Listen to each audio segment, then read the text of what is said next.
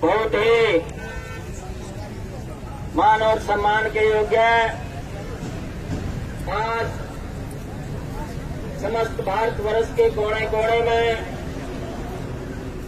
सारे देश का फैले हुए दलों के सामने धरना प्रदर्शन कर रहे और चारों तरफ से दिल्ली को घेरे बैठे लाखों लाखों की संख्या में मेरी माननीय किसान शक्ति भाइयों, मातृशक्ति, मेरे सामने बैठी हुई बुझारू देवियों, मैं सबसे पहले आज समस्त किसान वर्ग को, किसान जगत को, पंजाब के किसानों को, हरियाणा प्रदेश के किसानों को, समस्त भारतवर्ष के किसानों को और भारतवर्ष की सीमाओं से पार अंतर्राष्ट्रीय किसान समुदाय को मैं बधाई देना चाहता हूं कि पहली बार इतिहास में एक किसान क्रांति, किसान आंदोलन के रूप में खड़ा हुआ है दोस्तों। और ये आंदोलन जब तक किसानों की जो एक मुख्य मांग है, जो तीनों कानूनों को वापस लेने की बात है, तब तक ये आंदोलन चलता रहेगा। हम चट्टान की तरह मजबूत है, इसमें कोई शक की बात नहीं है मेरे भाइयों। मैं आपको एक दो बात बताना चाहता हूं। ये जो 3 बिल बनाए गए हैं, किसान कृषि बिल, कानून का रूप इन्होंने दिया है और शुरू से ही इन्होंने प्रजातंत्र का गला घोटा है। परसों मोदी जी कह रहे थे कि हम नई संसद बनाएंगे। संसद जो हमें एक लोकतंत्र का, प्रजातंत्र का मंदिर होता है। मैं कहता हूं प्रजातंत्र का मंदिर तो ये किसान है, ये मजदूर है, ये जनता है। आप इसकी भावनाओं को मिट्टी में मिला रहे हैं। इसकी भावना की कोई कदर आपकी नजरों में नहीं है। मोदी जी, आपकी नीयत ये देश समझ चुका है। ये किसान कानून जो बनाए गए हैं, वास्तव में आप सभी मेरे से ज्यादा समझदार बैठे हैं। मैंने भी इनका अध्ययन किया है। विदेशों में जो इस तरह के किसान आंदोलन चले हैं और जो सिस्टम हमारे विरुद्ध थोपना चाहते हैं, उन सिस्टम का मैंने अध्ययन किया है। भाइयों, ये बुनियादी तौर से कॉरपोरेट हाउसेज जो बड़े बड़े सरमाएदार, कारखानेदार, उनको फायदा पहुंचाने के लिए ये कानून बनाए गए हैं। मैं आपको एक मोटे तौर से बता देना चाहता हूं कि ये जो बड़े कॉरपोरेट हाउसेज हैं, जो बड़े बड़े पूंजीपति हैं, ये अजगर होते हैं। अजगर जैसे अजगर छोटे सांपों को खा जाता है, छोटे जानवरों को खा जाता है, जैसे व्हेल मछली होती है वो छोटी मछलियों को खा जाती है। भाइयों, ये अजगर हमारे एग्रीकल्चर सेक्टर में आएंगे, नंबरदार जी जब एक छोटे खेती के अंदर घुस जाएंगे तो हमारे किसान भाइयों को खा जाएंगे, उनको नहीं बख्शेंगे। आज मोदी जी को पता चल गया, नरेंद्र तोमर जी को पता चल गया, अमित शाह को पता चल गया कि हरियाणा प्रदेश का, देश का किसान चट्टान की तरह, हिमालय की तरह खड़ा हुआ है और जब तक इनकी बातें नहीं सुनोगे तो ये अपना आंदोलन पीछे हटने वाला नहीं है। भाइयों, मैं आपको एक बात बताना चाहता हूं। आप भी पढ़ते हैं डेली मीडिया, अखबार, ये प्रिंट मीडिया, ये इलेक्ट्रॉनिक मीडिया, खासकर टेलीविजन चैनल, ये किसानों के बिल्कुल विरोध चल रहे हैं। शर्म की बात है। एक तरफ तो कहते हैं कि प्रचार तंत्र जो है, मीडिया प्रजातंत्र का चौथा स्तंभ होता है। भाई, ये प्रजातंत्र के स्तंभ नहीं है। ये मोदी की आवाज बोल रहे हैं, ये हुकूमत की आवाज बोल रहे हैं, किसान की आवाज के खिलाफ बोल रहे हैं। ये षड्यंत्र कर रहे हैं मोदी के इशारे पर। इस आंदोलन को विफल करने के लिए, हमारे बीच फूट डालने के लिए षड्यंत्र कर रहे हैं। कभी इनके चैनल पर हेडलाइन आती है, जो एंकर है उनके, कि मोदी किसान तो एक बहाना है, मोदी पर निशाना है। इसको राजनीतिक रंग दिया जा रहा है।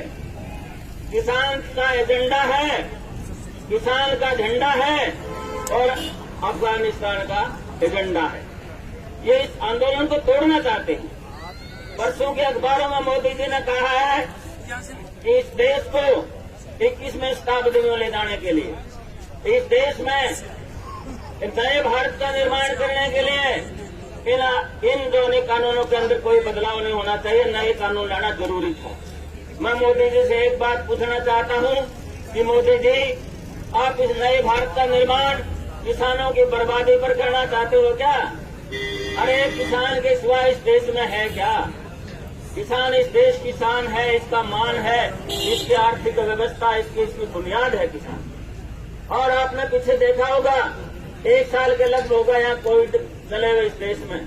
हमारे देश के सारे सेक्टर पूरी तरह से घुटने टेक दिए थे।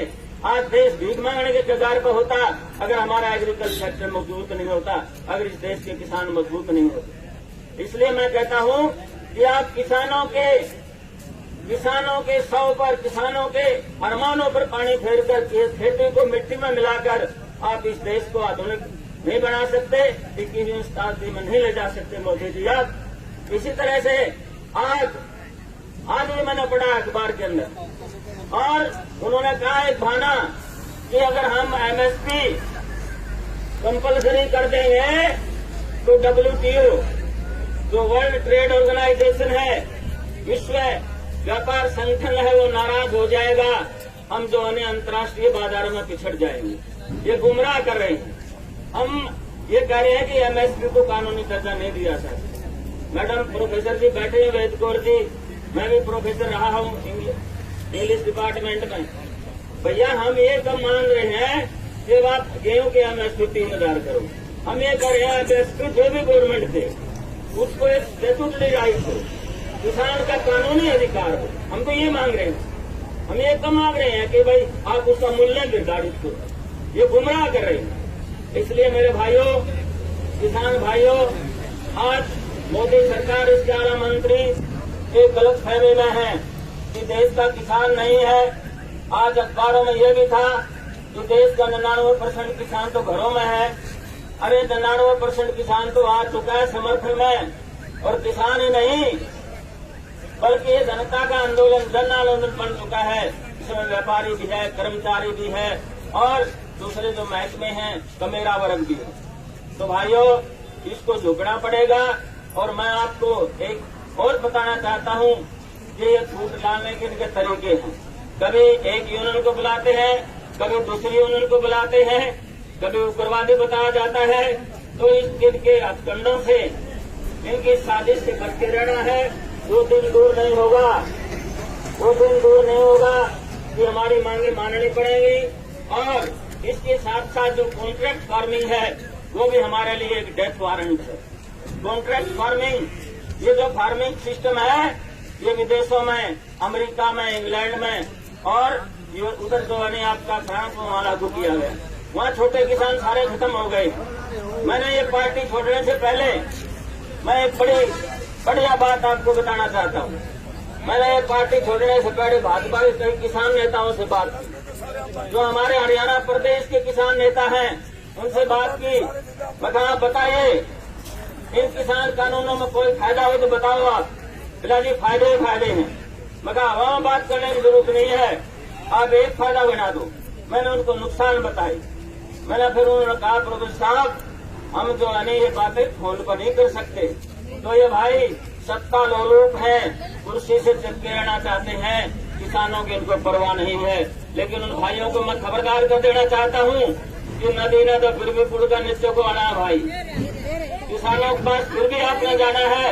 ये किसान वो ताकत है जो रातों रात किसी को आसमान में बैठा सकती है और रातों रात किसी को धूल में मिला सकती है। मैं उनको वार्निंग देता हूँ कि वक्त रहते आप किसानों के साथ आइए और उनका साथ दें, ताकि ये मोदी की तानाशाह सरकार हमारी इस मांग को मान ले, तीनों कानून वापिस ले।